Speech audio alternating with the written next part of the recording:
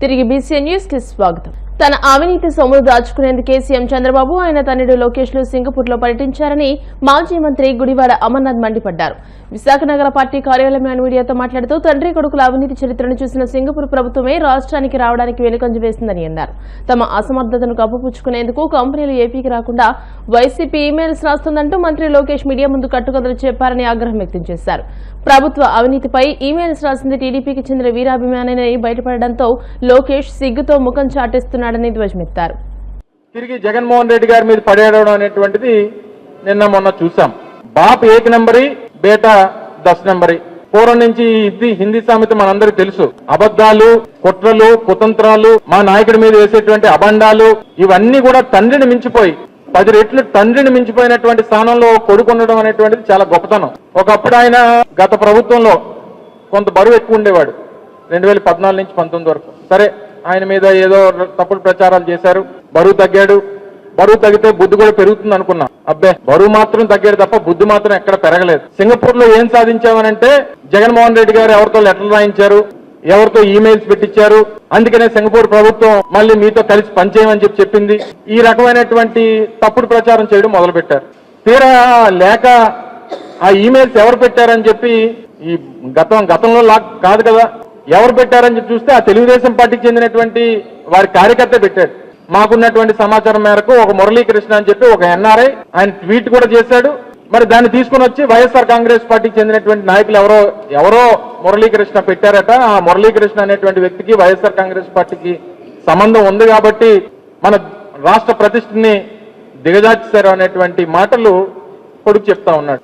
అసలు వీరు ఏమనుకుంటున్నారంటే ఈ ఆంధ్ర రాష్ట్రం అనేటువంటిది నారావారి రాజ్యంలాగా, వారి సామ్రాజ్యంలాగా, చంద్రబాబు నాయుడు గారు ఏమో దానికి రాజులాగా, ఈయన యువరాజులాగా ఫీల్ అవుతా ఉన్నారు. అంటే ఈ రాష్ట్రంలో మనం గొప్పగా చెప్పుకునేటువంటి ప్రపంచంలోనే అతిపెద్ద ప్రజాస్వామ్యం అని చెప్పుకునేటువంటి భారతదేశంలో ఉన్నటువంటి ఆంధ్రప్రదేశ్ రాష్ట్రానికి భారతదేశ ప్రజాస్వామ్యానికి సంబంధం లేదు. ఇక్కడ ఏ చట్టం చేసినా, ఏమి అమలు చేసినా, ఏం మాట్లాడినా, ఏ కార్యక్రమాలు చేసినా అది మా నారావారి రాజ్యాంగం, రెడ్ బుక్ రాజ్యాంగం అనేటువంటి విధంగా వీరు మాట్లాడుతున్నటువంటి తీరు మనం చూస్తా ఉన్నాం. ఆయన నిన్న మాట్లాడుతూ చెప్పారు. ఏం చెప్పాడు? 95 నుంచి మా నాన్నగారికి సింగపూర్తో సంబంధాలు ఉన్నాయని. మేము కూడా అదే చెప్పాం. మేమేం తప్పు చెప్పలేదే. గతంలో 3 రోజుల క్రితం నేను మాట్లాడినప్పుడు కూడా అదే చెప్పా. మీ నాన్నగారికి సింగపూర్తో సంబంధాలు ఉన్నాయనే చెప్తున్నాం. దాన్ని మీరు రాటిఫై చేశారు. సరే, ఎన్నిసార్లు వెళ్ళారంటే 58 సార్లు వెళ్ళారు 95 నుంచి 2025 వరకు. అంటే 30 సంవత్సరాల్లో 58 సార్లు వెళ్ళారు. అందరూ ఏమనుకున్నారు? పెట్టుబడులు పెట్టడానికి వెళ్ళారు, పెట్టుబడులు తీసుకురావడానికి వెళ్ళారని చెప్పి పెట్టుబడుల కోసం అంటే ప్రజలు ఏమనుకుంటారు? పెట్టుబడులు తీసుకురావడానికి వెళ్ళారు అనుకుంటారు. తప్పు. ఈయన సంపాదించినటువంటి అవినీతి సొమ్ముని పెట్టుబడులు పెట్టడానికి వెళ్ళాడు సింగపూర్. ఆయన నేను ఈరోజు సవాల్ చేస్తా ఉన్నా, ముఖ్యమంత్రి గారి కొడుక్కి సవాల్ చేస్తా ఉన్నా.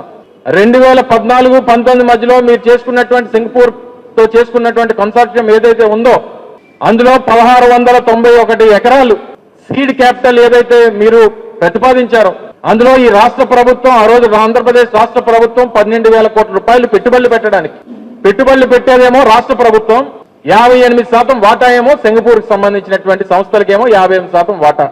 వాళ్ళు ₹1 పెట్టుబడి పెట్టరు. టర్న్ ఓవర్ లో మాత్రం 91.5% ఆ సింగపూర్ వాళ్ళకి, 8.5% మాత్రమే రాష్ట్ర ప్రభుత్వానికి. ఎక్కడన్నా ఉందండి? ఇది పెద్ద స్కామ్ కాదా? దీని మీద చర్చకి తండ్రి కొడుకులు సిద్ధమని అడుగుతా ఉన్నాం వైఎస్ఆర్ కాంగ్రెస్ పార్టీ తరఫున. సైబర్ నేరాల పట్ల విద్యార్థులు అవగాహన కలిగి ఉండాలని ఏలూరు జిల్లా అడిషనల్ ఎస్పీ ఎన్ సూర్యచంద్రరావు అన్నారు. భీమడోలు శ్రీ మాధురి కళాశాలలో నిర్వహించిన సైబర్ నేరాలపై విద్యార్థులకు అవగాహన కార్యక్రమంలో ఏఎస్పీ పాల్గొని మాట్లాడారు. ఈ సందర్భంగా మాదక ద్రవ్యాలు వాడకం, దుష్పరిణామాలు, ఆన్లైన్ మోసాలు, సోషల్ మీడియా స్నేహాలు, మోసాలు గురించి వివరించారు. శక్తి యాప్ పనితీరుపై విద్యార్థులకు అవగాహన కల్పించారు. విద్యార్థులు క్రమశిక్షణతో మెలిగి జీవితంలో గొప్పగా స్థిరపడాలని, ప్రతి విద్యార్థి తల్లిదండ్రులు ఎన్నో వ్యయ ప్రయాసాలకు ఓర్చి చదివిస్తున్నారని, వారి నమ్మకాన్ని నిలబెట్టుకోవాలని ఏఎస్పీ సూచించారు. నేరస్తుడికి ఒక సామాన్యుడికి ఎవరైనా వస్తాయి. సో మీరు దాని గురించి తెలుసుకోండి. మనకి భద్రత ఏ విధంగా కల్పించుకోవాలి. బ్రహ్మాండమైన టెక్నాలజీ వచ్చింది. పాశ్చాత్య దేశాల్లో స్కాట్లాండ్ లాంటి దేశంలో ఎటువంటి పోలీసు యాక్షన్ ఉంటుందో అంతకన్నా గొప్పగా మన దేశంలో కూడా ఇప్పుడు ఈ టెక్నాలజీ ఉపయోగించుకుని యాక్షన్ తీసుకుంటున్నారు. దానికి మీకు కొన్ని నెంబర్స్ ఉంటాయి. ఇంతకుముందు 100 కొడితే పోలీసు వారు వచ్చేవారు. ఇప్పుడు 112 కొట్టాలి. అలాగే ఒక మహిళ, ఒక లేడీ ఒక కోర్సుకి వెళ్తుంది, లేకపోతే స్కూల్కి వెళ్తుంది, ఒక 4 అబ్బాయిలు వెంటబడతారు వేధించడానికి. టైంలో మీకు మీ సొంత నెంబర్లో గుర్తుండవు. అప్పుడు మీరు ఏ నెంబర్ గుర్తు పెట్టుకోవాలి, మైండ్లోకి ఏ నెంబర్ రావాలి. 112తో పాటుగా 1098 అనే ఒక నెంబర్ ఉంటుంది. 1098 ఈ నెంబర్లు ఏంటంటే మనకి మంగళగిరిలో ఉంటాయి హెడ్ ఆఫీస్ లో. ఈ నెంబర్ మన రాజకుమార్ ఐపీఎస్ గారు మేడం గారి కంట్రోల్లో ఉంటాయండి. మీరు ఇక్కడ ఫోన్ చేసిన వెంటనే అక్కడ రికార్డ్ అయిపోతుంది మీ వాయిస్. నువ్వు ఎక్కడున్నావో లొకేషన్ కూడా వచ్చేస్తుంది అక్కడికి. ఇమీడియట్ గా విత్ ఇన్ 3 minutes లో పోలీస్ టీం అక్కడికి వస్తుంది. ఇమీడియట్లీ యాక్షన్ ఉంటుంది. చైల్డ్ కేర్ మ్యారేజ్ సంబంధించి ఉంటుంది, 181 ఉంటుంది. ఈ 181 అనేది సెంట్రల్ నెంబర్.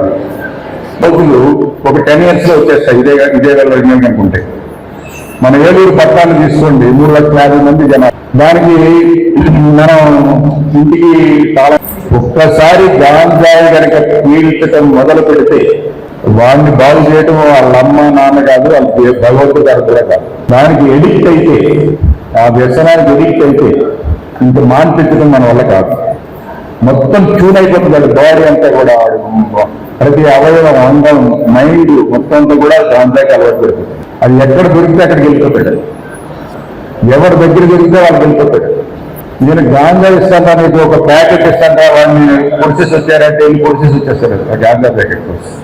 మనకి ఏ రకమైనటువంటి ప్రాబ్లమ్స్ మనకు వస్తాయి.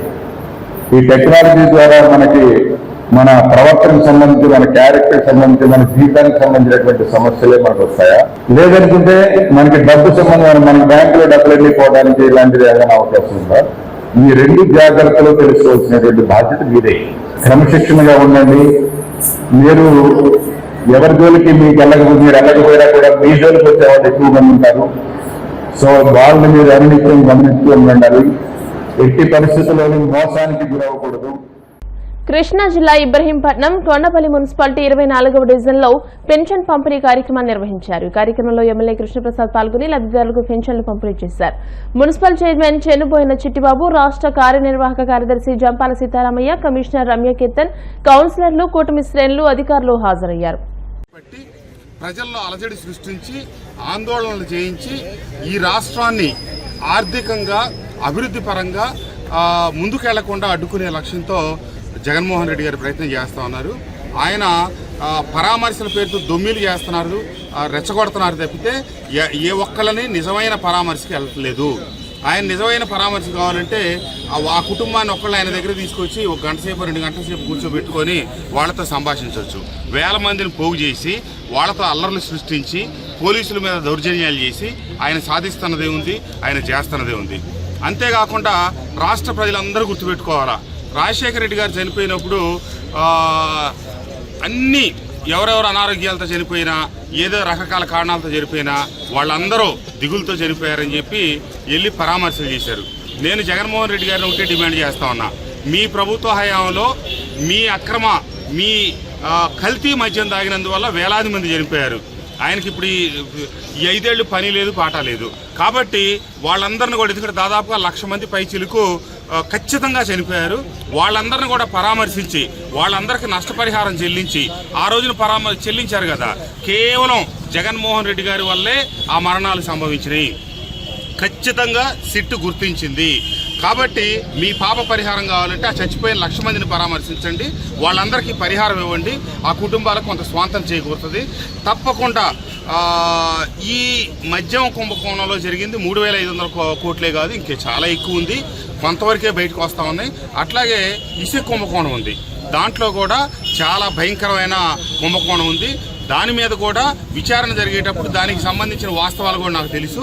దానికి సంబంధించిన అధికారులు సిట్టు కనుక నన్ను పిలిచి విచారిస్తే నేను నాకు తెలిసిన వాస్తవాలు సాక్ష్యాలతో సహా ఇవ్వటానికి ప్రభుత్వానికి సిద్ధంగా ఉన్నాను. నేను చెప్పేది ప్రతిదీ వాస్తవమే, నాకు తెలిసిన వాస్తవాలు ఆ సిట్టుకి ఇస్తాను. దాని మీద కూడా విచారణ జరిపించి భారతదేశ చరిత్రలో ఇంతవరకు కనీ విని ఎరగని రీతిలో జరిగినటువంటి మద్యం ఇసుక కుంభకోణాలకు సూత్రధారి పాత్రధారుల్ని మొత్తాన్ని అరెస్ట్ చేసి తగు చర్యలు తీసుకోకపోతే ప్రజాస్వామ్యం రాబోయే రోజులు విఫలమవుద్ది. కాబట్టి ప్రభుత్వాల నుంచి సర్వోన్నత న్యాయస్థానం వరకు దీని మీద త్వరితగతిన స్పందించాలని చెప్పి కోరుకుంటాం. వార్తలు ముగించే ముందు ముఖ్యాంశాలు మరోసారి. సంపద సృష్టికి రహదారులే కీలకమన్న సీఎం చంద్రబాబు. కేంద్ర మంత్రి నితిన్ గడ్కరీ చొరవ వల్ల దేశవ్యాప్తంగా రోజుకు 37 కిలోమీటర్ల పొడవైన హైవే నిర్మాణం జరుగుతోందని వెల్లడి. దేశ ప్రగతికి రోడ్లు రవాణా మార్గాలే చిహ్నాలన్న డిప్యూటీ సీఎం పవన్. 78 ఏళ్లుగా రోడ్లు లేని గిరిజన ప్రాంతాలకు రోడ్లు వేస్తున్నామని స్పష్టం. అభివృద్ధిలో రాష్ట్రం దూసుకుపోతుందన్న కేంద్ర మంత్రి రామ్మోహన్ నాయుడు. ఎన్నికలకు ముందు రైతులకు ఇచ్చిన హామీని నిలబెట్టుకున్నామని హర్షం. అవినీతి సొమ్మును దాచుకునేందుకే చంద్రబాబు లోకేష్ ను సింగపూర్ లో పర్యటించారు. విమర్శలు గుప్పించిన మాజీ మంత్రి అమర్నాథ్. ఈ వార్తలు ఇంతటితో సమాప్తం. మరిన్ని వార్తల కోసం BCN digital YouTube channel, Facebook page ని ఫాలో అవ్వండి. అప్డేటెడ్ వార్తల కోసం ప్లీజ్ సబ్స్క్రైబ్.